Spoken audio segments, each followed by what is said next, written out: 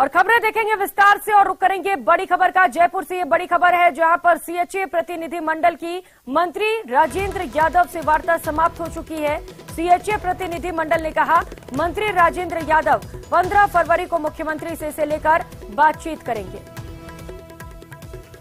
तो कोविड स्वास्थ्य सहायक लगातार अपनी मांगों को लेकर प्रदर्शन कर रहे हैं और इससे पहले वो पानी की टंकी पर चढ़ गए। इसके बाद इन्होंने मंत्री राजेंद्र यादव से बातचीत की है। सौरभ सहयोगी हमारे साथ जुड़ चुके हैं। सौरभ, क्या कहा मंत्री ने? कुछ आश्वासन दिया गया है क्या उनकी ओर से? देखिए, मंत्री राजेंद्र यादव ने इनसे मुलाकात की है और मुलाकात के बाद इनका ये दावा है कि सरकार ने ये कहा है कि 15 फरवरी को राजेंद्र यादव जो है वो मुख्यमंत्री से मिलेंगे और मुख्यमंत्री से इनकी मांग को लेकर, इनकी डिमांड्स को लेकर जो है वो चर्चा होगी। और चूंकि 15 फरवरी को मुख्यमंत्री का रिप्लाई जो है वो आना है बजट पर, इस लिहाज से उसमें संभवतः कुछ घोषणा जो है वो हो सकती है। ये इस प्रकार का दावा जो है वो कोविड स्वास्थ्य सहायकों द्वारा किया जा रहा है। अभी तक सरकार का पक्ष जो है वो सामने नहीं आ पाया, लेकिन जिस प्रकार से इन लोगों का दावा है कि सकारात्मक जो है वो ये बैठक हुई है और बैठक में जो है वो इन्हें यह भरोसा दिलाया गया है कि 16 तारीख को जब मुख्यमंत्री बजट रिप्लाई पेश करेंगे तब इनके संबंध में कुछ घोषणा जो है वो की जा सकती है। अब देखना होगा कि किस प्रकार की इनकी घोषणा होती है, क्योंकि ये लोग चाहते हैं कि संविदा कैडर में इनको शामिल किया जाए, लेकिन वो पूरी तरह से संभव लगती हुई नजर नहीं आ रही है। ऐसे में देखना होगा कि अब सरकार किस प्रकार का रुख जो है वो एक की ओर दिखाती है। अभी सौरभ, क्योंकि मंत्री ने कहा है कि वो मुख्यमंत्री से बात करेंगे, उसके बीच में जो गैप है, जो ड्यूरेशन है, क्या उस दौरान भी आंदोलन जारी रहने वाला है या फिलहाल के लिए इसे स्थगित किया गया है? जी बिल्कुल, देखिए इसे फिलहाल स्थगित ही माना जाए, क्योंकि अब मंत्री से बातचीत हो चुकी है। तो अब सरकार किस प्रकार से कदम आगे बढ़ाती है ये देखना होगा। उसके बाद जो है वो इनके रणनीति के बारे में पता चल पाएगा कि आगे ये किस प्रकार का रुख जो है वो अपनाते हैं। ठीक है सौरभ, अब देखने वाली बात होगी कि जब मंत्री मुख्यमंत्री से बात करते हैं तो क्या इस पे कुछ निष्कर्ष निकल पाता है या ऐसे ही ये आंदोलन और भी जारी रहने वाला है। बहुत शुक्रिया आपका इन तमाम जानकारियों के लिए। तो लगातार कोविड स्वास्थ्य सहायक अपनी मांगों को लेकर प्रदर्शन कर रहे हैं और इस बीच ये बड़ी खबर आपको बता रहे हैं, उन्होंने मंत्री राजेंद्र यादव से मुलाकात की और ये वार्ता अब खत्म हो चुकी है। मंत्री राजेंद्र यादव 15 फरवरी को मुख्यमंत्री अशोक गहलोत से बातचीत करेंगे और उन्होंने आश्वासन दिया है कि उनकी जो मांगे हैं उन्हें सुना जाएगा।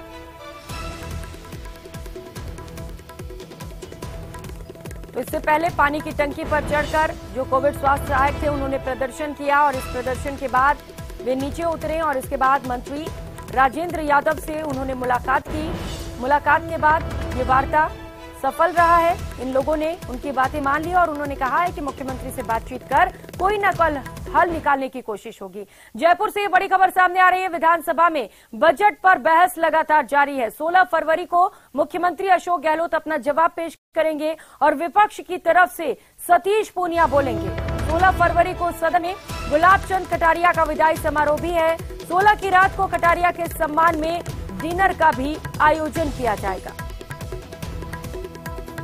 तो बड़ी खबर इस वक्त की आपको बता रहे हैं, मुख्यमंत्री अशोक गहलोत 16 फरवरी को बजट को लेकर अपना जवाब पेश करने वाले हैं। विपक्ष ने कई आरोप लगाए हैं, इस बजट को बताया है कि वो धरातल पर उतारने लायक बजट नहीं है। इसी को लेकर मुख्यमंत्री अपना जवाब देंगे। सचिन से हमारे साथ जुड़ चुके हैं। सचिन, 16 फरवरी का जो दिन है वो कई मायनों में काफी अहम है। तो विदाई होने वाली है गुलाब चंद कटारिया की और इसके साथ ही मुख्यमंत्री तमाम आरोपों पर अपना जवाब भी पेश करेंगे। बिल्कुल, देखिए आज से बजट पर जो बहस है वो शुरू हो चुकी है और अब जो ये बहस का सिलसिला है ये अगले 4 दिन चलेगा, यानी 16 तारीख तक तकरीबन 16 घंटे का समय का आवंटन किया गया है बजट पर बहस को लेकर, जिसके अंदर अलग अलग जो सदस्य हैं, चाहे वो पक्ष के हो विपक्ष के हो, तो सभी लोग उसमें भाग ले रहे हैं। राजेंद्र राठौर जो पूर्व मंत्री भी हैं, भाजपा के वरिष्ठ नेता, उप मुख्य सचेतक है विधानसभा में, उन्होंने आज बहस की शुरुआत की। उन्होंने अपनी बात कही, बजट को लेकर जो कुछ आरोप उन्होंने लगाने थे उन्होंने लगाए और अब ये लगातार बहस का सिलसिला रोज चलेगा। और 16 तारीख को अभी हालांकि समय तय नहीं हुआ, लेकिन परंपरा के अनुसार शाम को 5 बजे मुख्यमंत्री अशोक गहलोत इस पर अपना जवाब पेश करेंगे। और उससे पहले जो सबसे इस वक्त की बड़ी खबर हम कह सकते हैं कि उससे पहले, क्योंकि नेता प्रतिपक्ष इस समय भी गुलाब चंद कटारिया ही है, उनका मनोनयन हो चुका है, लेकिन क्योंकि उन्होंने पदभार ग्रहण नहीं किया, विधानसभा में मौजूद है, तो माना जाता है कि शायद हो सकता है कि वो अपना अंतिम अभिभाषण दे, अंतिम बहस में हिस्सा लें। लेकिन अभी खबरें निकल के सामने आ रही है कि सतीश पूनिया जो हैं वो विपक्ष की ओर से अपना जवाब पेश करेंगे ठीक 4 बजे, क्योंकि 1 घंटे का समय उनको भी मिलता है। नेता प्रतिपक्ष गुलाब चंद कटारिया उस दिन भी जवाब पेश नहीं करेंगे। जी। उनकी जगह पर नेता प्रतिपक्ष नहीं बनाया गया अभी किसी को, लेकिन ये तय कर दिया गया है भाजपा विधायी दल की तरफ से कि सतीश पूनिया जो है वो अपना विपक्ष की तरफ से जवाब रखेंगे। उसके बाद में मुख्यमंत्री अशोक गहलोत अपना जवाब इसमें पेश करेंगे और उसी दिन उनके सम्मान। और ये बड़ी बात है कि सतीश पूनिया को ये मौका मिला है, ये भी कई सारे संकेत दे रहा है। बहुत शुक्रिया आपका इन तमाम जानकारियों के लिए। और उदयपुर से मिल रहे इस वक्त की बड़ी खबर आपको बता दें, आरपीएस जितेंद्र आंचलिया को हिरासत में लिया गया। आरपीएस जितेंद्र सहित 4 आरोपियों को न्यायिक हिरासत में पेश किया गया और आरोपियों को वहां से 4 दिन की न्यायिक हिरासत में भेजा गया है। कोर्ट में पेशी के बाद कोर्ट ने ये फैसला सुनाया है।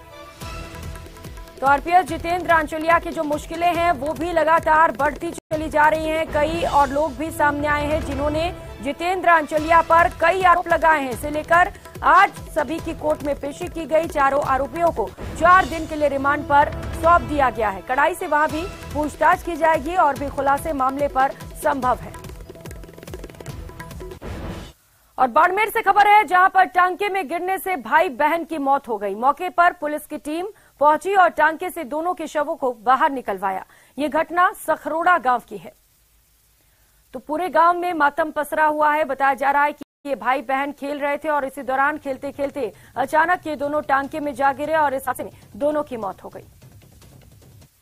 वहीं बीकानेर में आज ईसीबी कॉलेज के निष्कासित 18 कार्मिकों को हाईकोर्ट के आदेश के बाद भी ज्वाइनिंग नहीं कराने के चलते बीजेपी ने प्रदर्शन किया। बड़ी संख्या में बीजेपी कार्यकर्ताओं ने कलेक्ट्रेट का घेराव किया। कार्यकर्ताओं ने काफी देर तक प्रदर्शन करने के बाद गिरफ्तारी दी।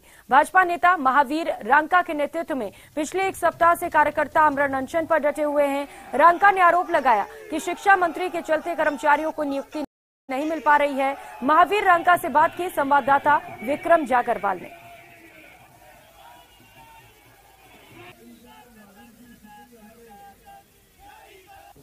पिछले 7 दिन से ईसीबी के निलंबित कर्मचारियों को बहाल करने की मांग को लेकर भाजपा नेता महावीर रांका जिला कलेक्ट्रेट पर अनशन पर बैठे हैं और उनके साथ कई सारे कार्यकर्ता भी लगातार बैठे हैं। लेकिन प्रशासन और सरकार की नाकामी देखी है कि 7 दिन बाद भी कोई सुनवाई नहीं हो रही है और इसी से नाराज होकर आज इन्होंने जन आक्रोश प्रदर्शन और कलेक्ट्रेट का घेराव किया है। हमारे साथ भाजपा नेता महावीर रांका है, उनसे बात करते हैं। जी, क्या लग रहा है आपको कि क्या कारण है, क्यों नहीं सुनवाई हो रही है? ये न्यायपालिका पे कार्यपालिका हैवी है। हमारे यहाँ के जो मंत्री जी हैं वो चाहते हैं कि इनकी ज्वाइनिंग नहीं हो।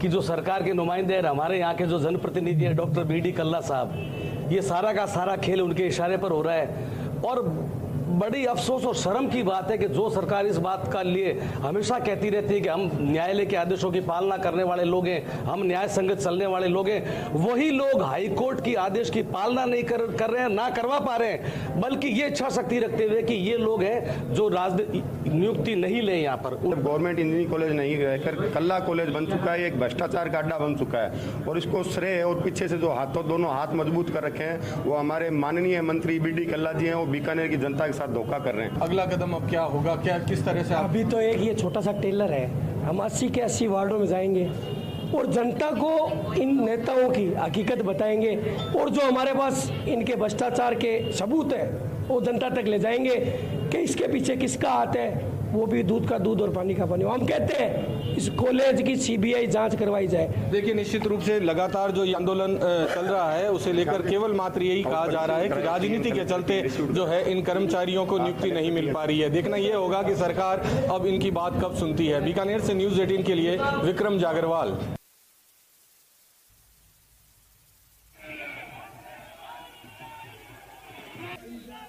उधर भीलवाड़ा में सरकारी कर्मचारियों के काम को लेकर कोताही और काम में अनुपस्थित रहने को लेकर कलेक्टर नीलाभ सक्सेना ने नाराजगी जताई है। कर्मचारियों को सख्त निर्देश देते हुए कलेक्टर सक्सेना ने हिदायत देते हुए कहा कि कोई भी अधिकारी बिना जानकारी के जिला मुख्यालय नहीं छोड़ेगा। दरअसल आसपास रहने वाले कर्मचारी और अधिकारी काम खत्म होने से पहले ही मुख्यालय छोड़ देते हैं। साप्ताहिक बैठक में कलेक्टर को इसकी जानकारी मिलने के बाद उन्होंने ऐसा करने वालों को सख्त निर्देश दिए हैं।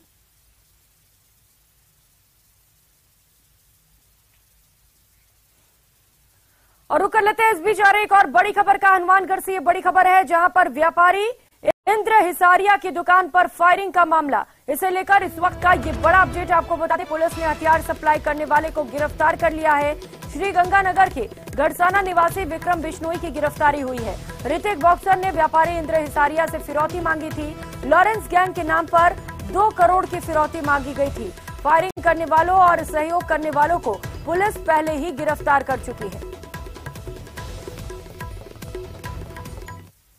और डूंगरपुर जिले में एफआईआर के बाद भी बेखौफ बजरी माफियाओं की करतूत जारी है। खनन विभाग की ओर से 3 बजरी माफियाओं के खिलाफ केस दर्ज करवाया गया था, जिसके बाद कागजी तौर पर तो उन्हें तलाश किया जा रहा है और इसके साथ ही सोम कमला आंबा बांध से अवैध बजरी खनन का दौर भी जारी है।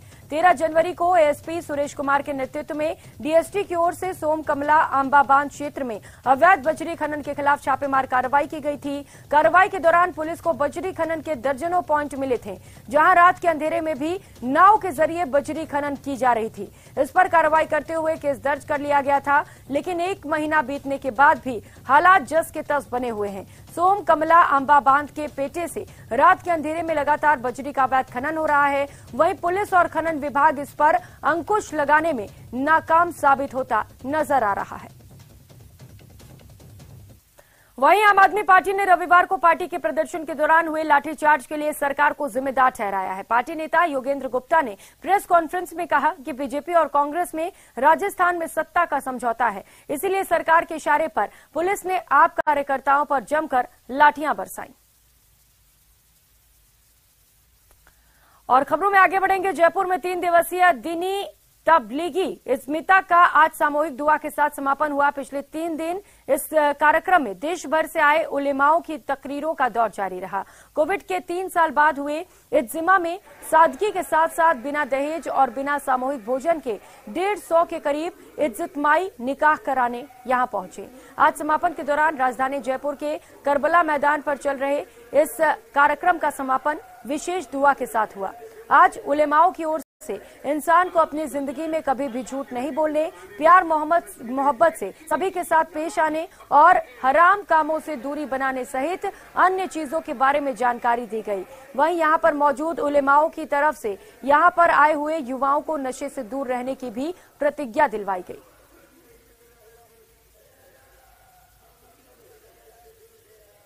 और बजट पेश करने के बाद अब सरकार इसके क्रियान्वयन पर फोकस कर रही है। कांग्रेस के उप मुख्य सचेतक महेंद्र चौधरी का दावा है कि पिछले बजट की तरह भी इस बार की बजट घोषणाओं को समय रहते जमीन पर उतार दिया जाएगा, जिससे कि आम लोगों को राहत मिल सके। वहीं विधानसभा के बजट सत्र के 7वें दिन सदन के प्रश्नकाल के बाद बजट पर वाद विवाद चल रहा है, जो अगले 4 दिन चलेगा। 16 फरवरी को शाम को मुख्यमंत्री अशोक गहलोत बजट पर अपना जवाब पेश करेंगे। इस दौरान वे कई नई घोषणाएं भी कर सकते हैं। वहीं कार्य सलाहकार समिति की बैठक में विधानसभा की आगे की कामकाज तय किए जाएंगे। हालांकि माना जा रहा है कि विधानसभा की कम से कम 8 से 10 बैठकें होंगी। फरवरी में आया हुआ बजट में आज आपको दावे के साथ कह सकता हूं, ये फरवरी में आया हुआ बजट जब तक चुनाव आएगा, आचार संहिता आएगी, निश्चित रूप से इसकी क्रियान्वित हो जाएगी। अधिकारियों के पास में बुकलेट पहुंच गई है, अधिकारियों ने कार्रवाई करनी शुरू कर दी है और मुख्यमंत्री जी उसकी मॉनिटरिंग के लिए लोगों को लगा दिया गया है। और हम लोग भी सतर्क रखने अपने अपने क्षेत्र के अंदर जो जो विकास के काम हो रहे हैं, कब भूमि आवंटन होगी, कब पैसा आएगा, कब नींव की मूर्त होगी, कब उसका बिल्डिंग बन के खड़ी होगी, किस प्रकार से उसकी क्रियान्वित होगी, हम सतर्क है। विपक्ष को कहने का किसी प्रकार का कोई मौका नहीं मिलेगा। राजस्थान की कांग्रेस सतर्क है, राजस्थान के मुख्यमंत्री सतर्क है, हम सब विधायक सतर्क है और निश्चित रूप से वहां पर रिपीट होगी कांग्रेस की सरकार 2023 के अंदर। सामाजिक न्याय और अधिकारिता विभाग ने घर बैठे लाभार्थियों को वार्षिक सत्यापन किए जाने के लिए मोबाइल ऐप लॉन्च किया है। RAJSSP ऐप के जरिए सामाजिक सुरक्षा पेंशनर्स के लिए ये सुविधा प्रदान करने वाला राजस्थान भारत भर में पहला राज्य है। इससे लगभग 94 लाख पेंशनर्स को ये सुविधा मिलेगी। ऐप के माध्यम से किसी भी एंड्रॉयड फोन से पेंशनर्स घर बैठे ही वार्षिक सत्यापन करा सकता है। इसके लिए पेंशनर्स को कहीं जाने की आवश्यकता नहीं है। साथ ही ये सुविधा निःशुल्क है। ऐप के जरिए लाभार्थियों के आधार डेटा आधारित रहेंगे। फेस रिकॉग्निशन तकनीक पर इसका प्रयोग किया जा सकता है। पेंशनर्स का वार्षिक सत्यापन किया जाएगा। फेस रिकॉग्नाइज मोबाइल ऐप हमने आज जारी की है। ये उन लोगों के लिए है जिनका अंगूठा नहीं आता है, ई मित्रा तक जा नहीं पाते हैं, और क्योंकि पेंशनधारी के लिए हर साल एक बार उसका जीवित होने का प्रमाण पत्र देना होता है। तो एक इतना अच्छा काम है कि मैं समझता हूं अभी हमने आपके सामने किया है, मात्र 30 सेकंड लगी हैं, 30 सेकंड के अंदर व्यक्ति का सत्यापन होगा। और रुक करेंगे अगली खबर का। स्वच्छता और नवाचारों को लेकर प्रदेश के डूंगरपुर शहर ने राष्ट्रीय स्तर पर अपनी पहचान बनाई है। अब डूंगरपुर जिले के सागवाड़ा ब्लॉक का एक छोटा सा गांव दीवड़ा बड़ा भी इस सिलसिले में अपनी अलग पहचान बना रहा है। ये रिपोर्ट देखिए।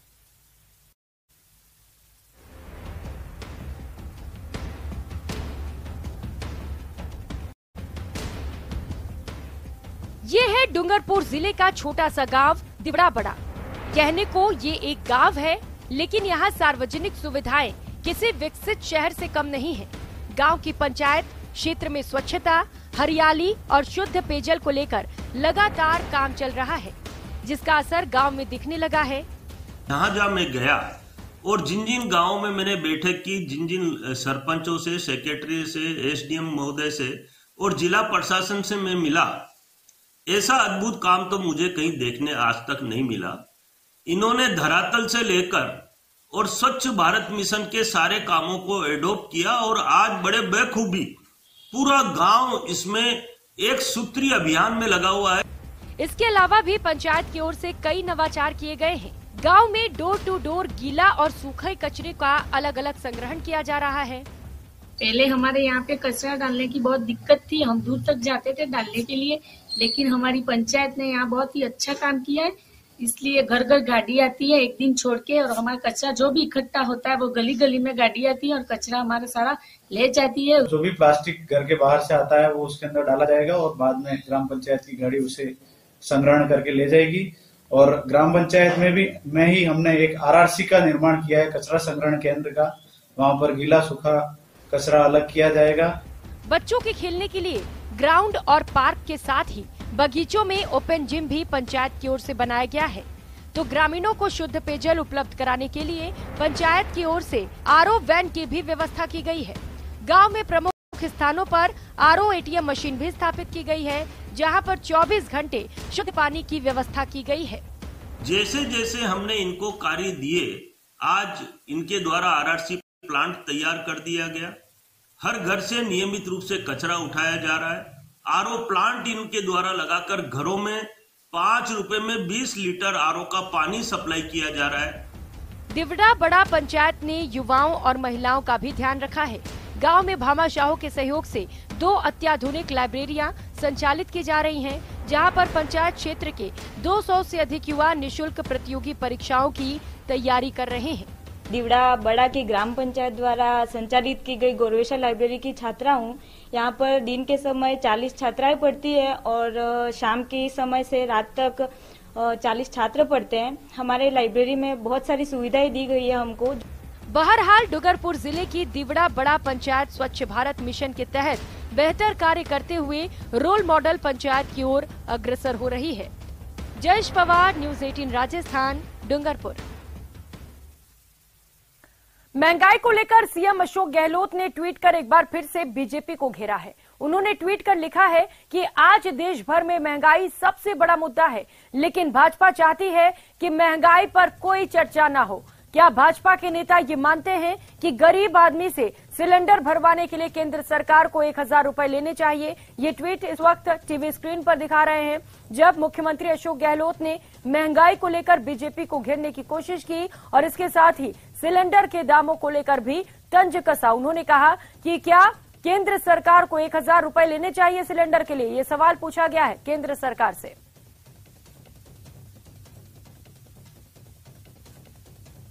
तो आपको बता दें, इस बजट सत्र में मुख्यमंत्री अशोक गहलोत ने गैस सिलेंडर के दामों को लेकर एक बड़ा ऐलान भी किया। उन्होंने कहा है कि उज्ज्वला योजना के तहत जिन लोगों को सिलेंडर मिले थे, उन्हें अब जो गैस सिलेंडर है वो महज 500 रुपए में दिया जाएगा। इंडियन क्रिकेट टीम के धुरंधर ऑलराउंडर हार्दिक पांड्या अपनी शादी के 3 साल बाद व्हाइट वेडिंग करने जा रहे हैं। इस वेडिंग के लिए उन्होंने उदयपुर को चुना है। सोमवार को हार्दिक पंड्या, उनकी पत्नी नताशा स्टेनकोविक, भाई कुणाल पंड्या और परिवार के सदस्य सोमवार सुबह उदयपुर के डबोक एयरपोर्ट पर पहुंचे। वे 14 फरवरी को फिर से शादी करेंगे। इससे पहले उन्होंने साल 2020 में कोर्ट मैरिज किया था। शादी में हॉलीवुड स्टार, क्रिकेटर, उद्योगपति और बॉलीवुड से जुड़ी हस्तियां शिरकत कर सकती हैं। तो राजस्थान में एक और शाही शादी होने जा रही है। एक बार फिर से राजस्थान शाही शादी की गवाह बनने जा रहा है। हार्दिक पंड्या यहां पर अपनी पत्नी नताशा के साथ दोबारा से शादी करने वाले हैं। बता दें, जब इन्होंने शादी की थी उस दौरान कोरोना काल चल रहा था और इसके चलते भव्य तरीके से ये शादी नहीं कर पाए थे, कोर्ट मैरिज करना पड़ा था। और यही वजह है कि जब शादी की तीसरी सालगिरह है तो वहां पर उसे भव्य बनाते हुए वे उदयपुर में अपनी शादी समारोह का आयोजन कर रहे हैं, जहां पर उम्मीदें ये हैं, संभावनाएं ये हैं कि कई सारी वीआईपी गेस्ट भी यहां पर पहुंचेंगे। इस बुलेटिन में फिलहाल इतना ही। मुझे दीजिए इजाजत। नमस्कार।